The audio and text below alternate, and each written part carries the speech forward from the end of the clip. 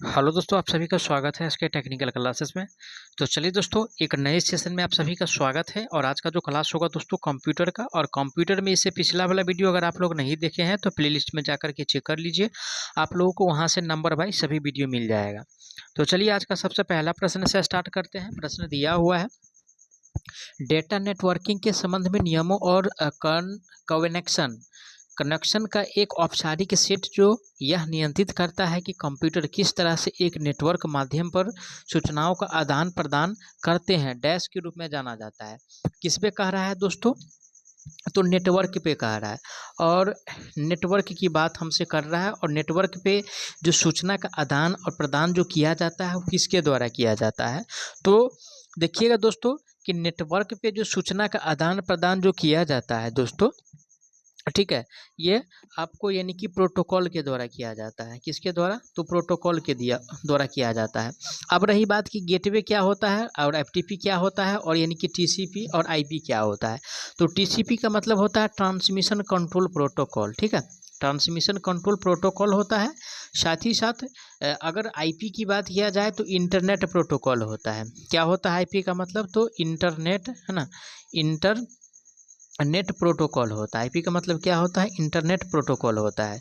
वहीं पे एफटीपी का मतलब जो होता है दोस्तों, फाइल ट्रांसफ़र प्रोटोकॉल होता है। क्या होता है? फाइल ट्रांसफ़र प्रोटोकॉल होता है। तो ये सब ध्यान में रखिएगा। अब रही बात कि जो नेटवर्क के माध्यम से जो सूचना का आदान प्रदान जो किया जाता है वो प्रोटोकॉल के द्वारा किया जाता है। और प्रोटोकॉल जो दिया हुआ है किस में दिया हुआ है? तो ऑप्शन जो दिया हुआ है वो सी में दिया है। करेक्ट आंसर की बात किया जाएगा तो ऑप्शन इसका सी सही हो जाएगा। अगला प्रश्न पे चलेंगे। अगला प्रश्न दिया है, रूलर बार डिफ़ॉल्ट रूप से प्रदर्शित होता है और डैश के नीचे दिखाई देता है। किसका पूछ रहा है? तो रूरल यानी कि बार का पूछ रहा है। और रूरल बार दोस्तों कहाँ पे प्रदर्शित होता है और किसके नीचे दिखाई देता है? तो रूलर बार की अगर बात किया जाएगा दोस्तों तो टूल बार के नीचे दिखाई देता है। किसके नीचे? तो टूल बार जो होता है उसके यानी कि नीचे दिखाई देता है। ये ध्यान में रखिएगा। साथ ही साथ मैं बता दूं दोस्तों, ये प्रोटोकॉल जो होता है, ठीक है ना, ये प्रोटोकॉल जो होता है आप लोगों को वर्ड विंडो का जो कंपोनेंट होता है आपको उसको ध्यान में रखना होगा। किसका? तो वर्ड विंडो का। तो वर्ड विंडो का जो प्रोटोकॉल होता है, ठीक है, या सॉरी कंपोनेंट्स होता है, तो सबसे पहले यानी कि टाइटल बार आता है। क्या आता है? टाइटल बार आता है। उसके बाद नंबर आता है यानी कि मेनू बार का, ठीक है, मेनू बार आता है। उसके बाद नंबर आता है टूल बार का, ठीक है। उसके बाद नंबर आता है दोस्तों रिबन का। क्या? उसके बाद नंबर आता है यानी कि रिबन का। इसके बाद नंबर आता है यानी कि स्क्रॉल बार का, ठीक है। और उसके बाद नंबर आता है यानी कि व्यू बटन का, व्यू बटन का, ठीक है। अब यानी कि इसको क्लीन कर लेते हैं फिर से, यानी कि उसके बाद जो नंबर आता है दोस्तों, ठीक है, उसके बाद जो नंबर आता है ये जूम स्लाइडर का आता है। किसका? जूम स्लाइडर का आता है। उसके बाद जो नंबर आता है दोस्तों क्यूक एक्सेस ट्यूब वाला का आता है। क्या? क्यूक एक्सेस टूल बार का आता है, ठीक है, क्यूक एक्सेस टूल बार का आता है। उसके बाद जो नंबर आता है यानी कि स्टेटस बार का आता है, ठीक है। उसके बाद जो नंबर होता है दोस्तों यानी कि फाइल मेनू का होता है। किसका होता है? फाइल यानी कि मेनू का होता है। तो लगभग यानी कि 11 ठो कंपोनेंट है वर्ड विंडो का, तो ये ध्यान में रखिएगा। पूछ रहा था कि रूलर बार जो है, तो रूलर बार जो होता है दोस्तों किसके नीचे होता है? तो रूलर बार जो होता है दोस्तों यानी कि रूलर बार जो है रिबन के नीचे होता है। किसके नीचे? तो रिबन के नीचे होता है, लेकिन ऑप्शन में नहीं दिया हुआ है। तो फिर से एक स्टेप ऊपर जाएंगे, और जब एक स्टेप ऊपर जाएंगे तो वहाँ पे जो मिलता है दोस्तों यानी कि टूल बार मिलता है। तो उसी के नीचे क्या दिखाई देता है दोस्तों? तो रूलर बार जो है यानी कि टूल बार के नीचे दिखाई देता है, ठीक है। ये ध्यान में रखिएगा। तो करेक्ट आंसर जो होगा दोस्तों ऑप्शन इसका वो बी सही हो जाएगा, क्योंकि बी में जो दिया हुआ है टूल बार दिया हुआ है, ठीक है। वहीं पे टाइटल बार जो होता है तो सबसे पहला यानी कि ये कंपोनेंट है, सबसे ऊपर होता है। और सबसे नीचे पूछता है तो यानी कि फाइल मेनू हो जाएगा। क्या हो जाएगा? फाइल यानी कि मेनू होगा। ये ध्यान में रखिएगा, ठीक है। चलिए अगला प्रश्न पे चलते हैं। अगला प्रश्न दिया हुआ है कि मेमोरी भंडारण की इकाइयों में 1 जेटाबाइट किसके बराबर होता है? किसका प्रश्न है ये? तो मेमोरी का प्रश्न है। अब रही बात कि यानी कि मेमोरी का जो यूनिट होता है वो सब आपको ध्यान में रखना होगा, ठीक है। यानी कि किलो बराबर क्या होता है, यानी कि एमबी बराबर क्या होता है, या जीबी बराबर क्या होता है, ठीक है। तो ये सब आपको ध्यान में रखना होगा। प्रश्न पूछ रहा है कि 1 जेटाबाइट में, तो 1 जेटाबाइट बराबर क्या होता है भाई? तो 1 जेटाबाइट की अगर बात किया जाएगा तो 1 जेटाबाइट में यानी कि 2 के पावर 70 बाइट होता है। क्या होता है? 2 के पावर 70 बाइट्स भी होता है और साथ ही साथ 1024 एक्साबाइट भी होता है। कितना? 1 मिनट, हाँ, 1024 एक्साबाइट भी होता है। ठीक है, एक्साबाइट भी होता है। तो ये दोनों कंपोनेंट होता है किसका भाई? तो मेमोरी का जो भंडारण इकाई होता है, ये आपको ध्यान में रखना होगा। ऑप्शन ए में कह रहा है 2 के पावर 70 बाइट, ये तो होता ही है। साथ ही साथ 10 के पावर 24 एक्साबाइट भी होता है, लेकिन पेटाबाइट जो है ये नहीं होता है। तो ऑप्शन यानी कि 3 गलत हो जाएगा, बाद बाकी 1 और 2 सही हो जाएगा। ऑप्शन पढ़ेंगे, केवल 1 कह रहा है तो केवल 1 नहीं होगा, ये 1 और 2 दोनों होगा, जो कि ऑप्शन किस में दिया हुआ है? 1 और 2 दोनों। तो ऑप्शन जो दिया हुआ है दोस्तों वो सी में दिया है। करेक्ट आंसर की बात किया जाएगा तो ऑप्शन इसका सी सही हो जाएगा। अगला प्रश्न पे चलते हैं। निम्नलिखित में से किस फीचर का उपयोग टेक्स्ट की रेखा के ठीक नीचे बहुत छोटे अक्षर या संख्याएं लिखने के लिए किया जाता है? तो देखिए दोस्तों, ये जो होता है ना, यानी कि या तो कहे संख्या के नीचे कहे या संख्या के ऊपर कहे, ठीक है। तो ये जो ग्रुप जो होता है दोस्तों, ये फॉन्ट ब्लॉक में आता है। किस में आता है? फॉन्ट ब्लॉक में आता है। ठीक है, फॉन्ट जो ब्लॉक होता है इसमें आता है। अब रही बात की जो है, ये बात कर रहा है कि यानी कि ऊपर वाला या नीचे वाला का। ठीक है, तो इसमें पूछ रहा है किसका? तो नीचे वाला का पूछ रहा है। ठीक है, तो अगर जो नीचे कोई भी अक्षर के जो नीचे लिखा रखता है, जैसे एग्जाम्पल के लिए यानी कि H2O, ठीक है, तो ये क्या है? यानी कि H के यानी कि नीचे है। यहीं पे एक ठो अगर लिखा रहेगा x² तो ये ऊपर हो जाएगा।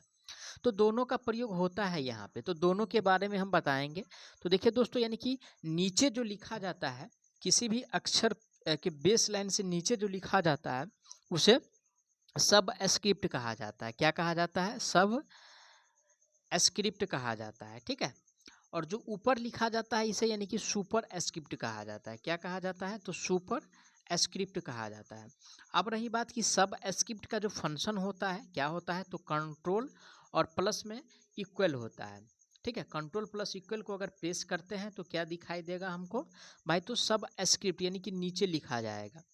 वहीं पे अगर सुपर स्क्रिप्ट का पूछेगा प्रश्न में तो कंट्रोल प्लस शिफ्ट और प्लस प्लस हो जाएगा। Control plus shift plus plus, सीधा सी फंक्शन ये है इसका, यानी कि शॉर्टकट की है। अब रही बात की प्रश्न में पूछा है नीचे वाला, और नीचे का मतलब होता है यानी कि सब स्क्रिप्ट, और सब स्क्रिप्ट जो दिया हुआ है ऑप्शन ए में है। तो करेक्ट आंसर जो होगा ऑप्शन इसका ए सही हो जाएगा। अगला प्रश्न पे चलेंगे। अगला प्रश्न दिया हुआ है, क्वेश्चंस में कह रहा है भाई कि IMAP, ठीक है, इंटरनेट मैसेज एक्सेस प्रोटोकॉल एक ईमेल संबंधित प्रोटोकॉल है। IMAP का पूर्ण रूप क्या होता है? तो पहले ही बोल दिए हैं क्या? तो इंटरनेट, ठीक है, internet message access protocol, access protocol, ठीक है, internet message access protocol. Option पढ़ेंगे, इंटरनेट मीडिया, तो मीडिया नहीं होता है। इंटरनेट मीडिया एक्सेस प्रोटोकॉल, तो मीडिया भी नहीं होगा। इंटरनेट मैसेज एक्सेस प्रोटोकॉल, तो करेक्ट आंसर जो होगा दोस्तों ऑप्शन इसका सी सही हो जाएगा, क्योंकि सी में जो दिया हुआ है IMAP का पूर्ण रूप जो होता है वो दिया हुआ है। ठीक है, चलिए अगला प्रश्न, निम्नलिखित में से URL का एक भाग नहीं है तो क्या है भाई? ए में कह रहा प्रोटोकॉल, डोमेन नेम और क्यूरी सेटिंग और IP एड्रेस। तो IP एड्रेस जो है दोस्तों URL का ये भाग नहीं होता है। क्या? तो URL का भाग जो नहीं होता है दोस्तों वो IP एड्रेस, ये इसका भाग नहीं है। जबकि प्रोटोकॉल जो है URL का भाग होता है, डोमेन नेम भी, डोमेन एड्रेस भी होता है। ठीक है, उसके साथ साथ यानी कि क्यूरी स्ट्रिंग भी होता है। अब इसमें प्रश्न में पूछ रहा है कि यूआरएल, तो यूआरएल का जो मतलब होता है दोस्तों यूनिफॉर्म, ठीक है, यूनिफॉर्म रिसोर्स, ठीक है, रिसोर्स लोकेटर होता है, यूनिफॉर्म रिसोर्स लोकेटर होता है। ये किसका फुल फॉर्म है भाई? तो यूआरएल का फुल फॉर्म है, ये ध्यान में रखिएगा। तो करेक्ट आंसर जो होगा ऑप्शन इसका डी सही हो जाएगा, क्योंकि यूआरएल का जो फंक्शन नहीं है या भाग नहीं है वो आईपी एड्रेस है। अगला प्रश्न है, निम्नलिखित में से कौन सा कथन सत्य है? ए में कह रहा है एक ईमेल आईडी हमेशा द्वितीय होती है। बी में कह रहा है ईमेल आईडी में अपर केस और लोअर केस छोटे अक्षर एक साथ नहीं हो सकते हैं। क्यों नहीं होगा? तो ये तो भाई गलत है। ईमेल आईडी में डॉट करेक्टर का उपयोग नहीं किया जाता है, किया जाता है, ये भी गलत है। ईमेल आईडी आमतौर पर केस संवेदी होती है। अब पूछ रहा है कि इसमें सही वाला क्या है, तो सही जो होगा दोस्तों इसका राइट आंसर ऑप्शन इसका ये सही हो जाएगा, क्योंकि ईमेल आईडी जो है एक अद्वितीय है, तो करेक्ट आंसर ऑप्शन इसका ये सही हो जाएगा। तो मैं आशा करता हूँ सारा प्रश्न को आप लोग अच्छा से समझे होंगे। अगर कोई भी प्रश्न में किसी प्रकार का डाउट है तो प्लीज़ आप लोग उसके लिए कमेंट कीजिएगा, आपको जवाब बहुत जल्द मिलेगा। और दोस्तों BSPSCL का एग्ज़ाम जो है, एग्ज़ाम डेट आप लोगों के बीच बहुत जल्द अनाउंस होने वाला है, तो आप लोग अपनी अपनी तैयारी में लग जाइए। तो चलिए मिलते हैं एक नए सेशन में, तब तक के लिए जय हिंद।